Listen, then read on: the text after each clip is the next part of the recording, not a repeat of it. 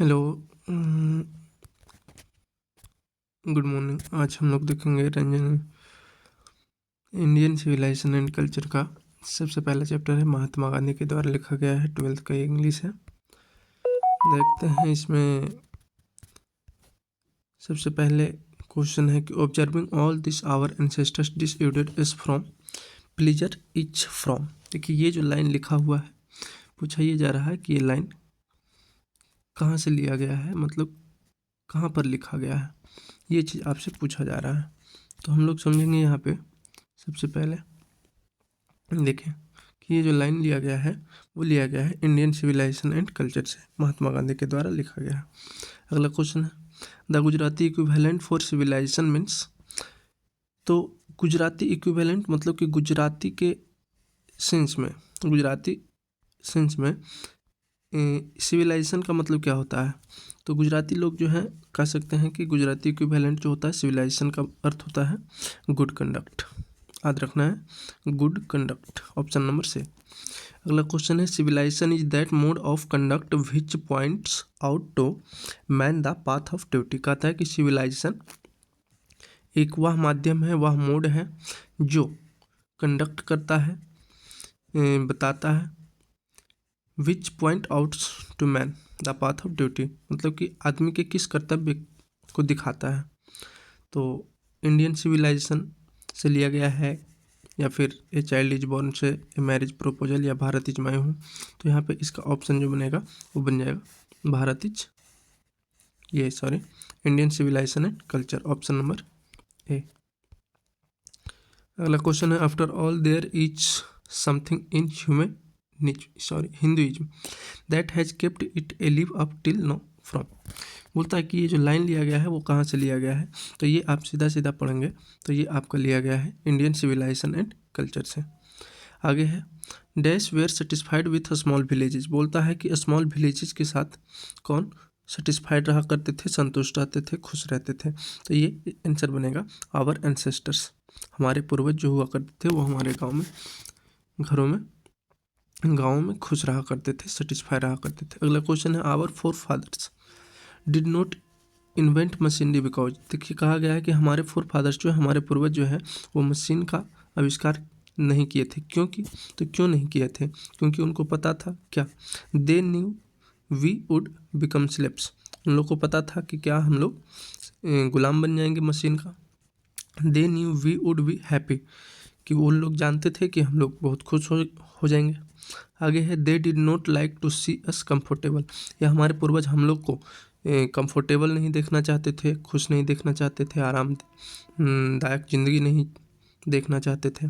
आगे है दे where चिल्लस of us, या फिर वो हम लोग से ईर्ष्या करते थे, घृणा करते थे। तो ऐसी बात नहीं है। उन लोगों का मानना था कि मशीन अगर बनाते हैं तो मशीन से क्या होता है कि हम लोग मशीन के गुलाम बन जाते हैं, उसके ऊपर हम लोग डिपेंडेंट हो जाते हैं, सारे काम हम उसी से करना चाहते हैं, इसलिए वो मशीनरी का आविष्कार नहीं किया करते थे। आगे देखते हैं अगला क्वेश्चन लिखा हुआ है the sentence after all there is something in Hinduism that has kept it alive up till now is taken from. देखिए बोलता है कि ये जो लाइन लिखा हुआ है after all there is something in Hinduism, कहता है कि कुछ तो आखिरकार हिंदुइज्म में है, that has kept it alive up till now, जो कि अभी तक हिंदुइज्म को जिंदा रखा है।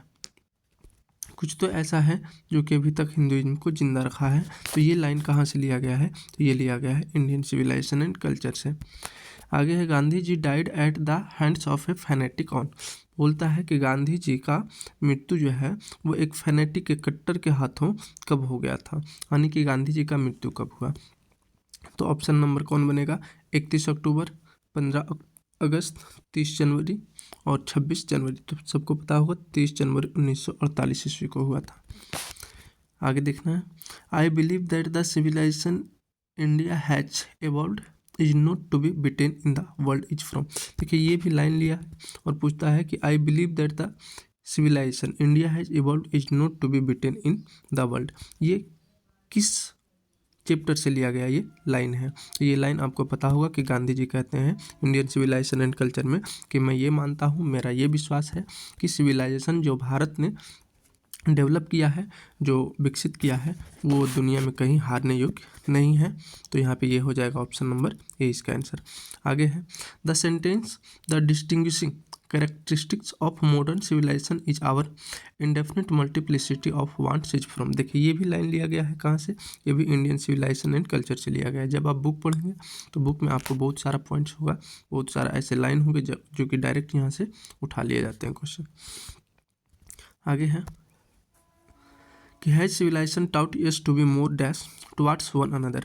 बोलता है कि सभ्यता जो है हमें क्या सिखाता है, एक दूसरे के प्रति हम लोग को कैसा होना सिखाता है। इनेमी मतलब कि दुश्मनी, शत्रुता होना, या एंग्री क्रोधित होना, अपसेट उदास होना, या फ्रेंडली। नहीं तो फिर ऑप्शन नंबर डी हो जाएगा फ्रेंडली। हमारी सभ्यता जो है हम लोगों को एक दूसरे के साथ मित्रवत रहना सिखाती है। आगे है European civilisation will mean dash for India.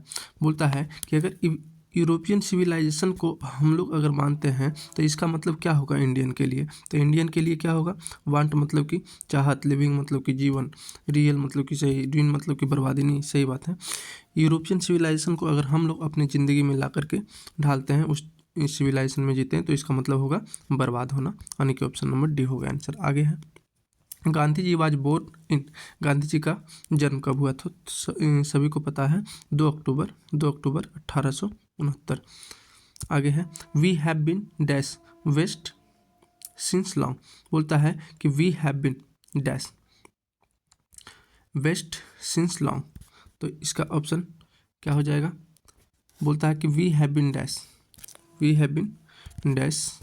कहाँ गया question number, we have been dash west since long. Option है कॉपी, कॉपियर, कॉपीड और कॉपिंग। तो 14 नंबर का आंसर क्या होगा, तो 14 नंबर का जो आंसर हो जाएगा वो हो जाएगा कॉपिंग। क्योंकि यहाँ पे हैव बीन आ रहा है, तो बीन के बाद आने वाला वर्ब का कौन सा फॉर्म होना चाहिए, तो बीन के बाद आने वाला वर्ब का चौथा फॉर्म होना चाहिए, मतलब कि यहाँ पे कॉपिंग हो जाएगा। आगे है आवर एंसेस्टर्स इंजॉयड ट्रू। तो true, our ancestors enjoyed true क्या हो जाएगा, तो यहाँ पे हो जाएगा होम रूल। क्या हो जाएगा, होम रूल, याद रखना है। आगे चलिए अगला क्वेश्चन देखते हैं। Gandhi ji went to Champaran. गांधी जी चंपारण गए थे, कब गए थे, 1917 को गए थे, ध्यान रखना है। अगला क्वेश्चन है 17 number, Indian civilisation has dash it alive till now. बोलता है कि इंडियन सिविलाइजेशन जो है dash it alive till now, अभी तक के जिंदा है। तो हैज के बाद आपको वर्ब का कौन सा फॉर्म आता है, तो वर्ब का तीसरा रूप आता है। तो 17 नंबर का आंसर क्या हो जाएगा, 17 नंबर का आंसर हो जाएगा सी, केप्ट। हैज के बाद तीसरा फॉर्म आएगा। Pharaohs were rulers of ancient dash Egypt, Russia, India और ग्रीस। फारस जो थे वो कहाँ का रूलर्स हुआ करते थे, तो फारस लोग जो हुआ करते थे वो इजिप्ट का रूलर हुआ करते थे। तो ध्यान रखना है इसको। आगे देखते हैं, आगे लिखा है गांधी जी डाइड इन। तो गांधी जी का मृत्यु कब हुआ था, 1948 ईस्वी को। आगे है Indian civilisation and culture is written by. बोलता है कि इंडियन सिविलाइजेशन एंड कल्चर किसके द्वारा लिखा गया है, तो ये लिखा गया है महात्मा गांधी के द्वारा, option number A. Gandhi ji was more a dash leader than a politician. बोलता है गांधी जी जो थे एक ज़्यादा थे नेता पॉलिटिशियन के तुलना में, मतलब कि वो कैसे नेता, पॉलिटिशियन की तुलना में कैसे नेता ज़्यादा थे, मतलब उनका पॉलिटिशियन से ज़्यादा किस चीज़ में विश्वास हुआ करता था। पैशनेट में तो ऐसा नहीं है, स्पिरिचुअल है, पॉपुलर है, न्यूमरस है, तो ये स्पिरिचुअल हो जाएगा। ध्यान रखना है कि गांधी जी स्पिरिचुअलिटी में भी ज़्यादा विश्वास रखते थे। आगे है who dominated Indian politics from 1915 to 1948। तो ये ध्यान रखना है एम गांधी, मतलब कि महात्मा गांधी। मतलब ये पूछ रहा है कि कौन 1915 से 1948 तक के इंडियन पॉलिटिक्स में पूर्ण रूप से कह सकते हैं कि कब्जा किए हुए रहे, उन्हीं के तौर तरीके से वो राजनीति चलता रहा अच्छा से। बोलता है अगला question number 23, dash refers spiritualism to materialism. बोलता है कि स्पिरिचुअलिज्म टू मटेरियलिज्म ये किसको रेफर करता है, ये किसको बताता है, तो ये महात्मा गांधी को बताता है। आगे है we have dash many things from the west. हम लोग जो है बहुत सारे चीज़ वेस्ट से क्या किए हैं, लिए हैं। तो अब देखिए हैव के बाद जो है वो हैव के बाद क्या आएगा, हैज, हैव, हैड, जहाँ पर भी आएगा ध्यान रखना है, कहीं भी ग्रामर में हैड होगा या हैव होगा या तो फिर हैज होगा, तो फिर इसके बाद वर्ब का तीसरा फॉर्म आएगा। तो इतना ध्यान रखना है। यहाँ पे आ रहा है हैव, तो हैव के बाद बोरोड हो जाएगा। ऑप्शन नंबर 24 का क्या हो जाएगा? C for Canada. आगे है dash were satisfied with small villages. छोटे गाँव में कौन सेटिस्फाई रहा करते थे? तो पीछे भी क्वेश्चन आया है। आवर एंसेस्टर्स, एंसेस्टर्स का मतलब होता है पूर्वज, तो ध्यान रखना है। आवर एंसेस्टर्स का मतलब हमारे पूर्वज हो गए। आगे है India's glory is that it remains. बोलता है कि इंडिया की एक वैभव है, एक अपनी सुंदरता है कि वो बनाए रखता है क्या? वो ऐसी क्या चीज़ है जो कि उसको उसकी एक ग्लोरी है, उसकी सुंदरता है? तो इमोवेबल होगा, मोवेबल होगा, पैसेंस होगा या सॉवरेंस हो गया। तो ध्यान रखना है कि इंडिया के बारे में कहा जाता है कि ये इमोवेबल है, मतलब कि कभी भी बदलता नहीं है, ठीक है। इसीलिए कहा जाता है कि ये इसकी एक अलग ही सुंदरता है। आगे है Indian glory is that it is, ये तो हो गया। अच्छा, Indian glory is that it is, फिर वही क्वेश्चन आया है, तो फिर इसका भी आंसर क्या बन जाएगा? ये आपका इसका भी आंसर बनेगा इमोवेबल। आगे है Gandhi ji said that mind is a dash bird. तो गांधी जी कहते हैं कि माइंड कैसा है? तो माइंड एक रेस्टलेस बर्ड है। तो ध्यान रखना है, माइंड कैसा है? एक रेस्टलेस बर्ड है। रेस्टलेस बर्ड का मतलब कि अगर कोई बर्ड है, अगर कोई पंछी है, अगर उसके पास बहुत सारा दाना आप डाल दें तो एक जगह वो शांति से नहीं खाएगा, उसको लगेगा कि यहाँ अच्छा मिलेगा, कि यहाँ अच्छा मिलेगा, कि यहाँ अच्छा मिलेगा। इसी प्रकार से हम लोग का मन भी, गांधी जी बताएं कि मन जो होता है वो एक बेचैन पंछी के जैसा होता है, रेस्टलेस बर्ड के जैसा होता है। तो ऑप्शन नंबर सी बन जाएगा। आगे है dash was a spiritual leader than a politician. फिर वही बोला है कि कौन थे जो कि ज़्यादा स्पिरिचुअल थे पॉलिटिशियन के तुलना में, तो वो हो जाएंगे Mahatma Gandhi, option number D. आगे modern civilisation is based on dash. तो मॉडर्न सिविलाइजेशन जो है वो किस चीज़ पे आधारित है? रियलिस्टिक पे, वास्तविकता पे, ऐसा बात नहीं है। मटेरियलिज्म पे, आर्टिस्टिक पे, या इवेंट मेकिंग पे? ये हो जाएगा मटेरियलिज्म पे। मतलब ये बोल रहा है कि मॉडर्न सिविलाइजेशन जो है वो पूर्णतः भौतिकता पे क्या है? आधारित है। आगे है dash is known as the father of the nation. और बापू, किसको फादर ऑफ नेशन यानी कि राष्ट्रपिता या तो फिर बापू के नाम से जाना जाता है? तो वो महात्मा गांधी को जाना जाता है। आगे है गांधी जी डोमिनेटेड इंडियन पॉलिटिक्स ड्यूरिंग। पिछली बार में भी आया था, पिछले क्वेश्चन में भी आया है कि 1915 से 1948 तक के कौन डोमिनेटेड रहे इंडियन पॉलिटिक्स में? तो वहाँ पे हम लोग मारे थे गांधी जी। लेकिन यहाँ पे क्वेश्चन में पूछ रहा है कि Gandhi ji dominated Indian politics during, मतलब कि गांधी जी इंडियन पॉलिटिक्स में कब से कब तक, किस दौर से किस कब तक के वो डोमिनेटेड रहे, उसमें शामिल रहे। तो ये हो जाएगा 1915 से 1948, हम लोग पीछे भी देख चुके हैं। आगे है civilisation is the state of development of a. बोलता है कि सिविलाइजेशन जो है वो किसका डेवलपमेंट करता है? तो वो पीपल का करता है, एनिमल का करता है, बर्ड का करता है, या नॉन लिविंग का करता है? तो यहाँ पे ध्यान रखना है ये पीपल का करता है। आगे है ध्यान रखना है क्वेश्चन नंबर 34। बोलता है कि truth and non violence were the chief dash of Gandhi ji. देखो, गांधी जी मानते थे कि सच्चाई और अहिंसा जो होता है, सच्चाई और अहिंसा जो होता है वो बहुत बड़ा हथियार होता है। तो गांधी जी के लिए सबसे बड़ा हथियार जो होता था वो सच्चाई और अहिंसा होता था। तो गांधी जी के लिए ये चीफ क्या हुआ करता था? बुक्स हुआ करता था, ऐसा बात नहीं है। एसेज हुआ करता था, नहीं है। कल्चर, विपन्स, नहीं, ये विपन्स हो जाएगा इसका आंसर। मतलब कि ट्रूथ और नॉन वायलेंस जो थे, सत्य और अहिंसा को जो गांधी जी वो मुख्य हथियार मानते थे। आगे है माई experiment with truth was written by. बोलता है माई एक्सपेरिमेंट विथ ट्रूथ, मेरे सत्य के साथ प्रयोग, ये किसने लिखा है? तो इसका लेखक कौन हो जाएंगे? Mahatma Gandhi, option number D हो जाएगा। आगे चलते हैं, और कुछ क्वेश्चन बचे हैं, देख लेते हैं। बोलता है कि the world famous Attic civilisation is in. बोलता है कि दुनिया का जो है एक बहुत ही फेमस सिविलाइजेशन जो है वो किसका था? ये किसके बारे में कहा जा रहा है? तो ये था ग्रीस का। ध्यान रखना है, ऑप्शन नंबर ए।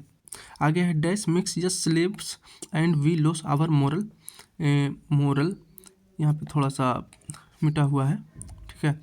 मोरल फाइबर हो जाएगा, यहाँ पे मोरल फाइबर हो जाएगा, ठीक है, मोरल फाइबर हो जाएगा। तो बोलता है कि dash makes us slaves and we lose our moral fibres.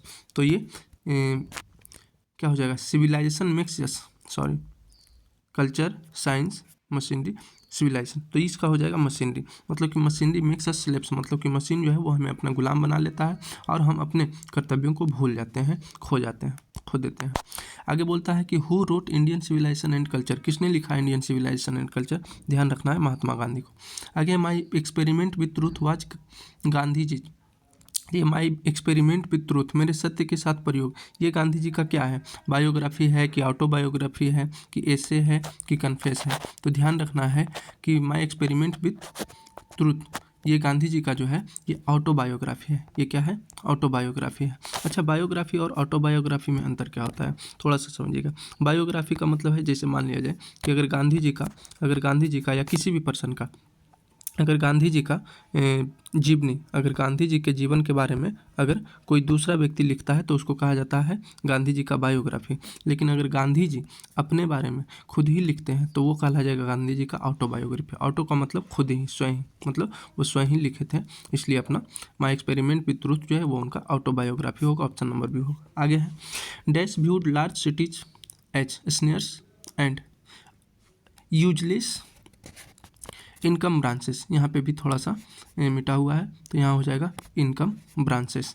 बोलता है कि जो बड़े बड़े शहर हुआ करते थे उसको जाल और बोझ के जैसा माना करते थे। ऐसा कौन लोग माना करते थे, रोमन्स लोग या फिर इटालियंस, जर्मन्स या तो फिर आवर एंसेस्टर्स। तो इसका ऑप्शन नंबर हो जाएगा डी, यानी कि हमारे जो पूर्वज हुआ करते थे उनको लगता था कि बड़े बड़े शहर जो हुआ करते हैं, सिटी जो हुआ करते हैं वो उलझन वाले चीज़ों में डालने वाला चीज़ होता है, ये अच्छा चीज़ नहीं है। तो आज हम लोग इंडियन सिविलाइजेशन एंड कल्चर का ये टोटल 40 क्वेश्चन देखे हैं। आप कमेंट करेंगे कि कैसा आपको लगा। अगर कुछ आपको और सुझाव देना है कि हाँ इस प्रकार से आप बताइए तो आप ज़रूर कमेंट कर सकते हैं। उसके बाद हम खुद में अपना इम्प्रूवमेंट करेंगे और भी बहुत सारा कुछ हम सुधार करेंगे। आपके भी कुछ बातों से हमें ज़रूर प्रभाव पड़ेगा। तो आज तक यहीं छोड़ते हैं, आगे देखेंगे।